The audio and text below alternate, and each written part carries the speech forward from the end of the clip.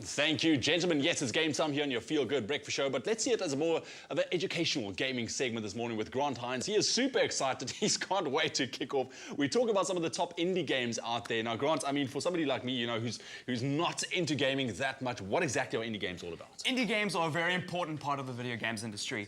Like independent music and like punk rock or hip-hop, independent games functions in a very similar way. It's very small studios, 2 or 3 people developing very small games, which are very inexpensive, but they can get more creative. So they're either funded by a Kickstarter, or they're able to just sell it on iPad or on Steam for a little amount of money. And they're very creative. They're very different. They're not your Call of Duties. So I've chosen 4 of some of my favorite indie games that I've played lately.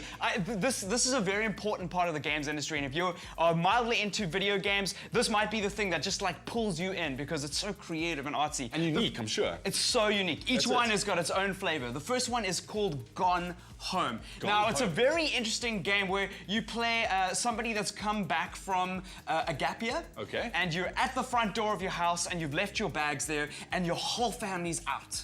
And you have to scrummage through the bins, to check out the notes on the fridge and find out what's happened to your family. And it's this big mystery, and it's so interesting to see what happens. The game only lasts about 2 hours. It's a great like short story read, and it's really intriguing. I really highly recommend it. Very easy to play. The next one is a game that took so long to make. It took about 5 or 6 years. Are you kidding me? It's by a Canadian called Phil Fish. It's called Fizz. And it's this game that's actually a 2D side-scroller like you would if you were playing Mario Brothers. But the spin that he's put on it is that the level is actually 3D. Wow, look at that. Yeah, so it looks like a 2D game, and then you can flip it around and change the entire level. So that changes the way that you traverse the normal platform. But what's interesting is that when he released this game, he didn't announce a whole bunch of things that are in it, and a lot of people just haven't finished the game. You have to go onto forums, and there are all these little hidden secrets, and it's amazing. It's amazing you could do that. You can see the man's very, very excited this morning. Now, a game that I couldn't stop playing in December was called FTL, or Faster Than Light. So if you're a nerd like me, you know that Faster Than Light in Star Trek is the drive that makes your ship go through space.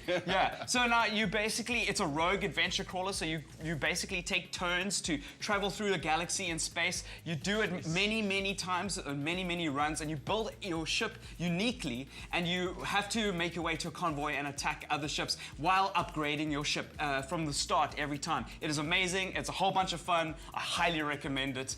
Just be a little bit patient. The last one is probably one of the most beautiful games from last year. It's called Monument Valley, and it's kind of, you know who Escher is? He does those paintings where like the stairs always join up with stairs. Yeah. You always see them in secretaries' offices for some reason.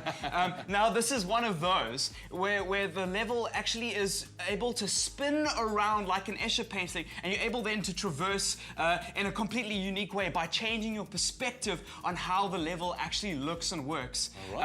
And it is brain-inducing. It helps you puzzle solving. Look at this. Being able just to swap different things and different perspectives changes where the level is and where the stairs are and where you join up. And it just changes your mind. It really just is a really cool puzzler. And it's like a game that would never get signed by a big studio. So, but I mean, then again, if you get signed by a big studio, I mean, you know what, it would kind of lose its uniqueness, I would think, because now this is something special. Exactly. Well, there we go. So your top 4 top indie games. I mean, that got really excited this morning. I can see you're going to keep I want to show you some FTL. All right, we're going to go. Here's what's coming up next with Leigh-Anne.